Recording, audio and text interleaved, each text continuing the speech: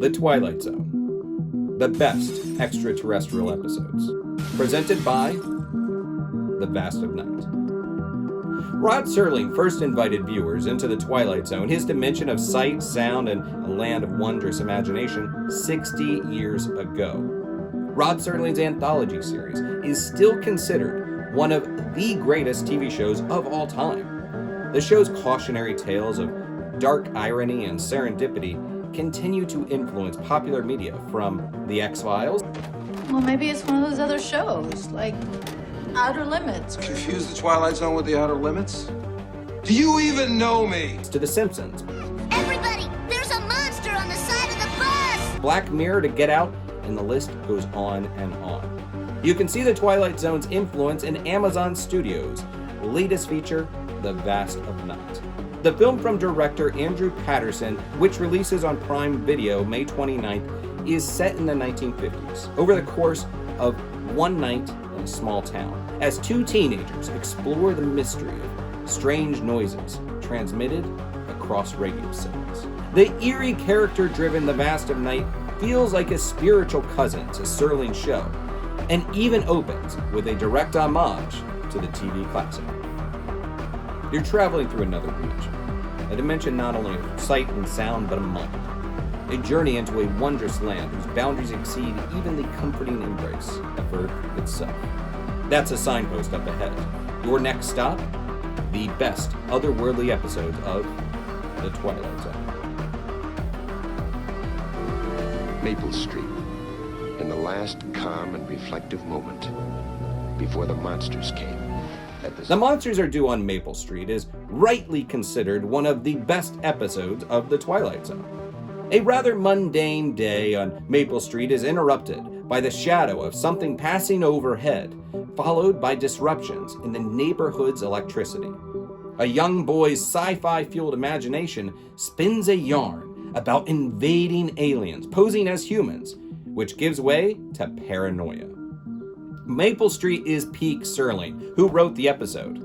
The story has been used as an allegory for McCarthyism, the Red Scare, Islamophobia, and more, and with good reason. Substitute any crisis that stokes mob mentality, and the message is pretty clear. When the chips are down, civilized life crumbles pretty quickly, and humans, they give in to prejudices, and they find a scapegoat to blame.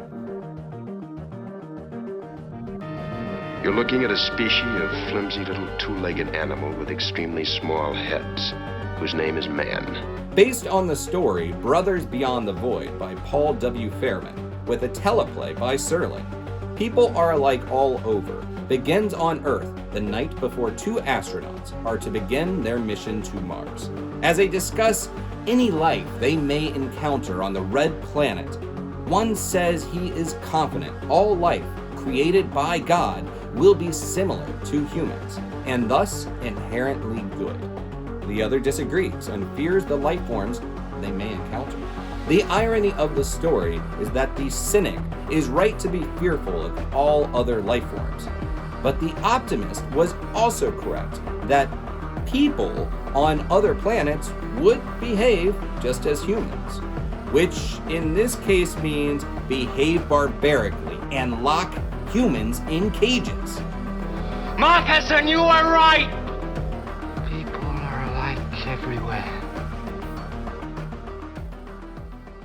This one we recommend to science fiction buffs, fantasy lovers, or to anyone who wants to grip the edge of his seat and take a 24-minute trip into the realm of terror.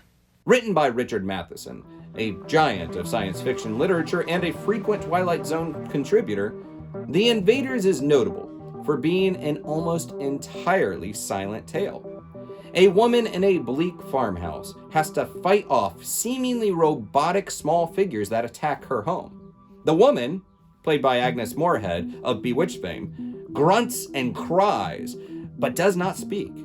The ultimate reveal is that the intruders were Earthlings trying to conquer another planet, and that hits pretty hard. Despite the humans' giant step across the sky, Serling describes in the closing narration, the people of Earth act as conquerors, seeking to attack and overtake the indigenous residents without provocation. In this way, the episode reinforces the message from People Are Alike all over. If aliens are at all like humans, it's best to avoid them completely. Just because you're paranoid doesn't mean the Martians are not invading. That is the message of this Serling-penned episode, which serves as something of a counterbalance to The Monsters Are Due on Maple Street. In this tale, 2 state troopers investigate a UFO sighting. They encounter people from a variety of backgrounds who begin to suspect each other while waiting out a snowstorm in a diner. What follows are paranoid accusations as suspicions mount that one of them could indeed be a Martian in disguise. The episode pits its characters against one another by giving them a real reason to be concerned. But the tight twist of the story also underline that sometimes the alien or stranger in our midst is up to no good at all. And those villains can pass by easily, undetected, while the crazy eccentric might take the blame. There is not much of a moral to Serling's story, other than to say, sometimes we have a right to be scared.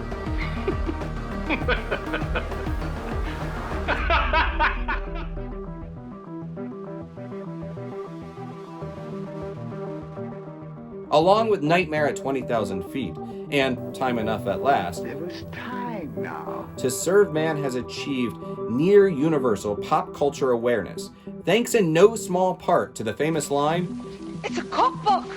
The episode tells a tale of the Canaanite aliens who arrive with a promise to fix Earth's problems. Following their address at the United Nations, the Canaanite ambassador accidentally leaves behind his book written in their alien language. Its title, To Serve Man, does seem to confirm their benevolent intentions. Clearly, Earth needs a helping hand, and despite some skepticism, humans fall in line pretty quickly. Cryptographer Michael Chambers gets lax on an important trust but verify task of decoding the book before the true purpose of the title is revealed. And say it with us now. It's a cookbook! It's also a stretch and a twist that needs a lot of setup. And it punctuates the humor of the Simpsons' How to Cook for 40 Humans joke in the first Treehouse of Horror. While the specifics of the twist are kept under wraps, we do know from the beginning these Canaanites are up to something. Serling's wry narration adds the final ingredient to the tasty recipe of this comfort food episode. The recollections of one Michael Chambers, or more simply stated, the evolution of man. The cycle of going from dust to dessert. The metamorphosis from being a ruler of a planet to an ingredient in someone's soup. It's tonight's bill of fare from the Twilight Zone.